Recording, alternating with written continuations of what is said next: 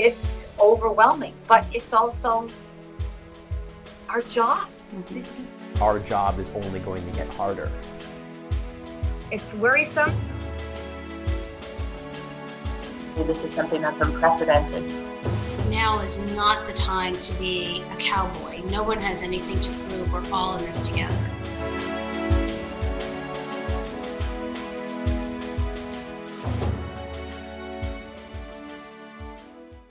Welcome to Reporting from the Frontline of the Pandemic. I'm Natalie Benoit, and I'm here with Gary Snoonian, a production executive for Curly One Productions.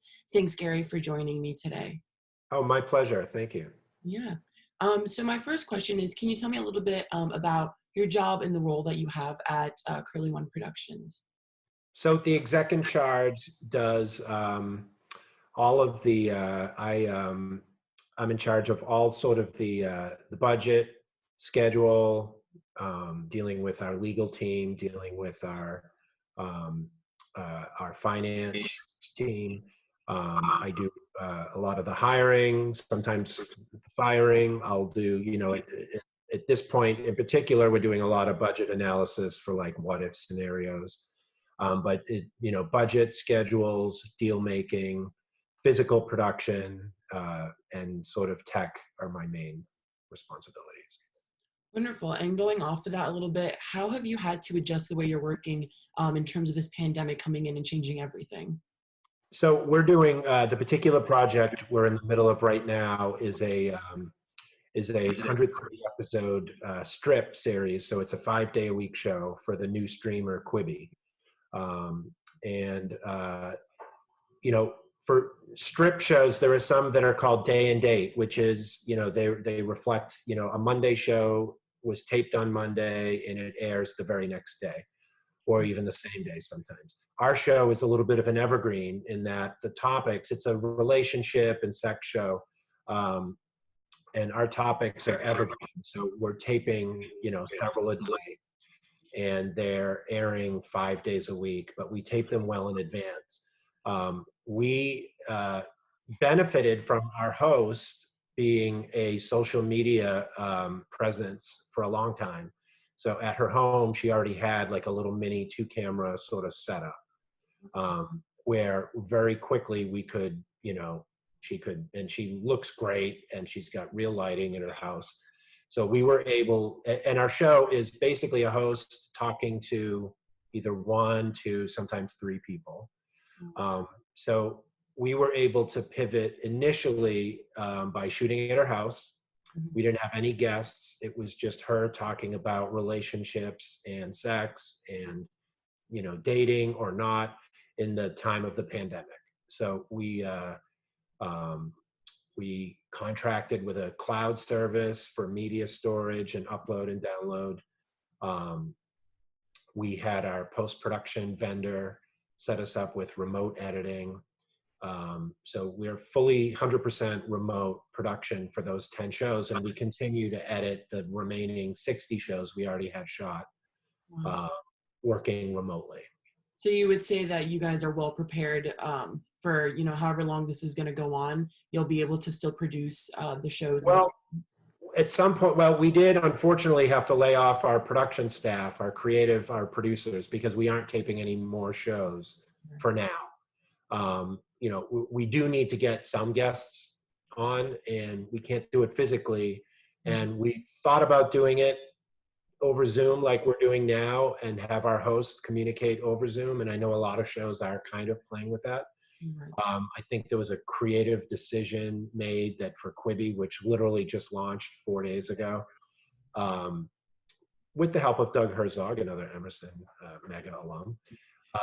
They didn't want the first week, they don't want kwibi to look like YouTube. So they were cool with some shows from home with no guests, but ultimately they want to see the shows be kind of elevated and uplifted and look, don't look like they're coming from somebody's home studio. So we're right now finishing out editing all remotely, which at least will go through the end of May. And we're hopeful by June 1, we'll be able to kind of get some stuff going again. Yeah. And for the people who don't know what Quibi is, I know I've seen a lot of ads for it. Can you explain a little bit about what that is, what that platform is like? So Quibi is the brainchild of Jeffrey Katzenberg, who's a longtime Hollywood mogul, Meg Whitman, and right now the third person in line is Doug Herzog, and they got a bunch of capital, and they put together 100% mobile-only streaming service, and everything. Quibi stands for Quick Bites. Everything is 10 minutes or less. They've got scripted, they've got really nice high-end scripted stuff, you know, from like Spielberg and other kind of A-listers. They've got nonfiction, they've got, ours is what's called Daily Essentials, which is kind of like your talk show, lifestyle, advice, you know, everything you would see like on daytime or afternoon TV, which, and that's Quibi. Mm-hmm. And you know, you talked about your office, everyone kind of going remote. Have you seen any other precautions kind of happen with, or any kind of adjustments the company has made since the pandemic? Well, now that we're all remote, there's really, you know, that's pretty much 100% of what we can do. Before we all knew, well, I guess that, you know, the tough part about answering that is when we do come back, we're sort of already thinking of like, oh, well, should we still have catering? You know, catering is a kind of a, you know, everyone in Hollywood thinks it's a birthright. Like you got to have food 24/7. We're sort of rethinking that. Like, you know, do we really want people's hands all over stuff? So looking for, you know, hair and makeup. We are going to do a one and done policy, which is if you're a guest and you sit down in the makeup chair and our artist, you know, does your hair and makeup, everything gets thrown out after that. And doesn't get washed. You know, a lot of times for like a comb or you know, you'll wash your brushes, you'll wash. So we're going to, unfortunately, you know, buy a lot of disposable, non-recyclable stuff.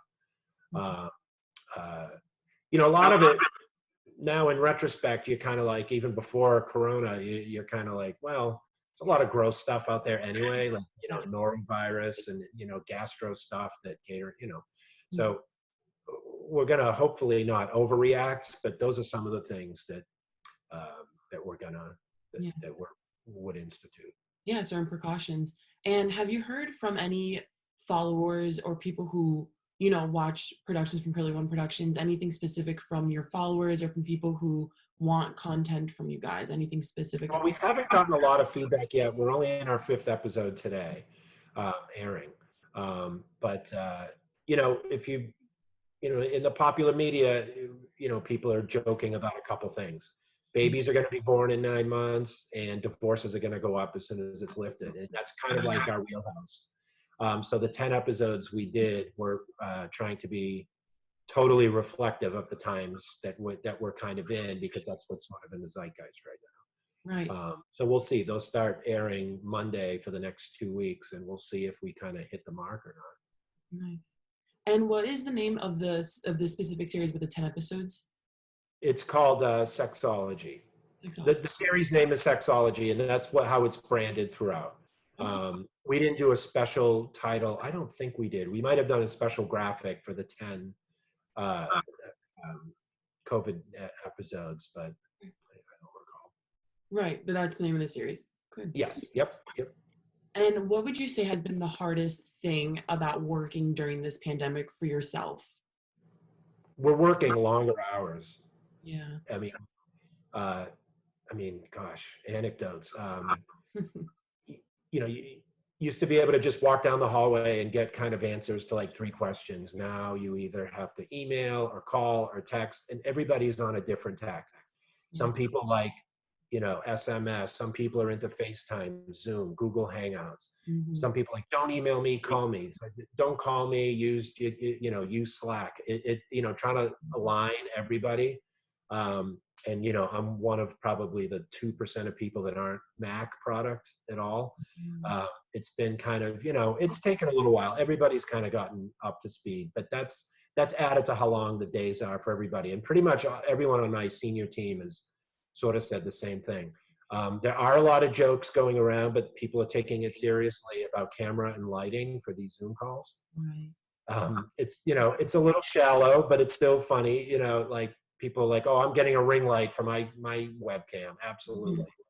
Um, people are, we're sort of, uh, um, it just, everything takes a little longer and it adds up. And suddenly I look up and it's 8 o'clock where normally it would be 6 o'clock, and working at home, I'm lucky, we're in California, so the weather usually cooperates and we can kind of like be indoor, outdoor if I need to be. And I have a separate home office, but the boundaries of when you're working or when you're at home get a little blurry sometimes, for sure. And, going off of that, how have you been able to balance being at home while also working? Do you have, a certain schedule that you like to maintain to, or do you do I encourage everyone on our team, keep your same schedule if you can. If you used to get up at 6:30, get up at 6:30. I mean, all the gyms are closed, but I'm a morning exerciser. I still do that. Shower, don't do the pajamas all day thing, except Saturdays maybe. So, I think that's important for like mental health for sure, is try to keep that schedule. Keep an eye on what, the usual eating and drinking stuff. Have to keep, not me, but just in general, that, I think that's healthy. And how have you been dealing with the stress? Do you have like a certain practice, or do you do anything now to handle the added hours that you were mentioning earlier? Not really. We try to schedule, be purposeful in scheduling like movie and game night for kids, letting them pick the movies and, rotate and stuff like that. But, no, just keeping to the schedule, I think, is kind of huge. Nice. And going off of that, are you expecting any other major changes or adjustments in, the next few months coming up? I mean, work from home is going to, thankfully, I think, become easier for people in the entertainment industry. I think we resisted it for a while because we are collaborative, and there is something to be said, like about a writer's room as a physical place.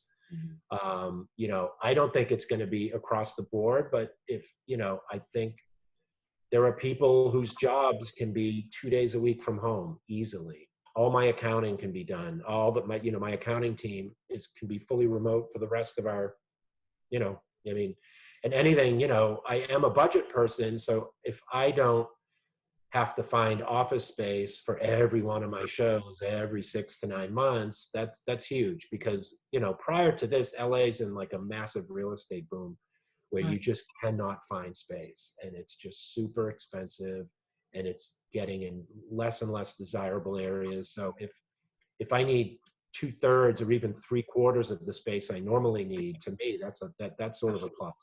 Yeah. And, obviously right now businesses are closing. There's a lot of changes in terms of, budgeting and people's own finances. Has that really impacted the production? And because you say you do a lot of financing and budgeting, has that really impacted you? Have you had to, I'm assuming make some financial changes with production? Yeah. I mean, we laid off, 15, 20 people the other day, and we were able to get them some severance, and they're people that would absolutely be coming back once we come back. That's never fun or easy or, glib thing to do. That's for sure.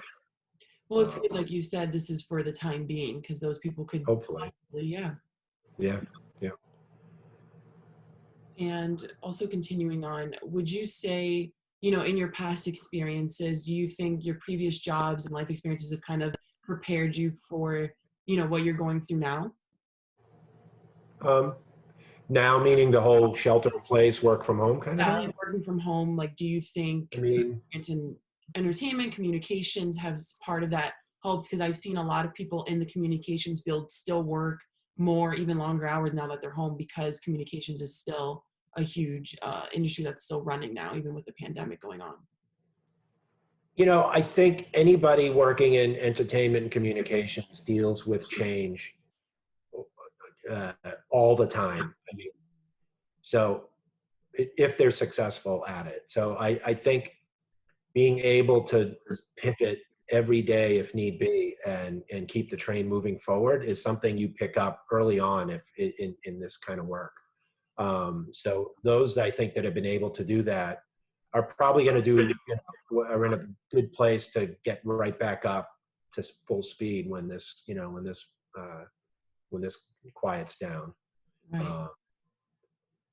It's only one of, I mean, it's probably the most, ridiculous change I've had to deal with, challenging, but it's by no means the only one. No. Yeah.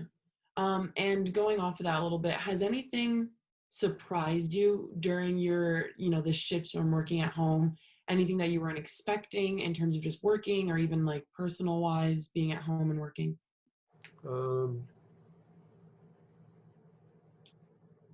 Not sure. Surprised me.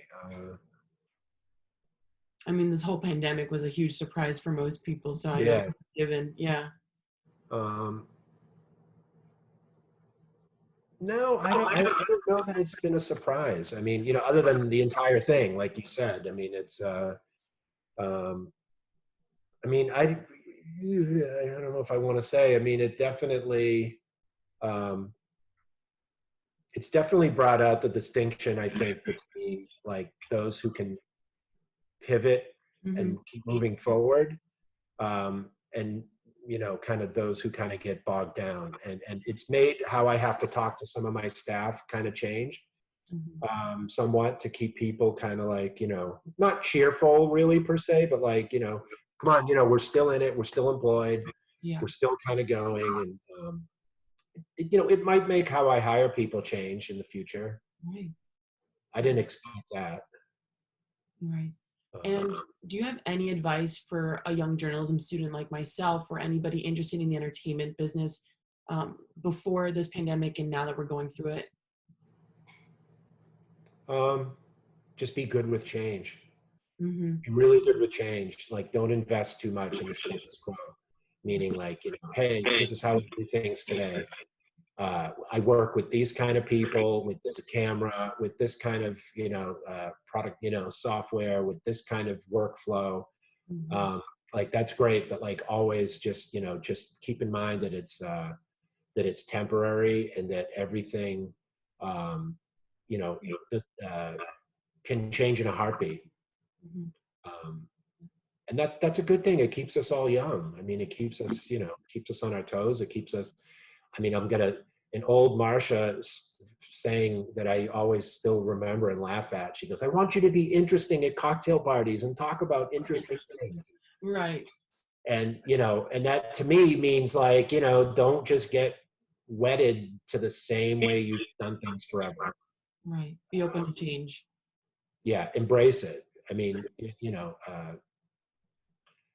you could still be really good at something and not get, stuck in that time period.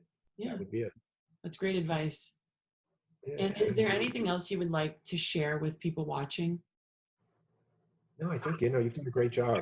Just Thank hope it's over soon. Yeah. Without, an undue more, without more suffering and, Thank you, Gary, for taking the time to talk with me and for all the work you're doing to keep us informed and safe. And thank all of you for watching this episode of Reporting from the Frontline of a Pandemic. I've been talking with Gary Snoonian, a production executive for Curly One Productions. I'm Natalie Benoit.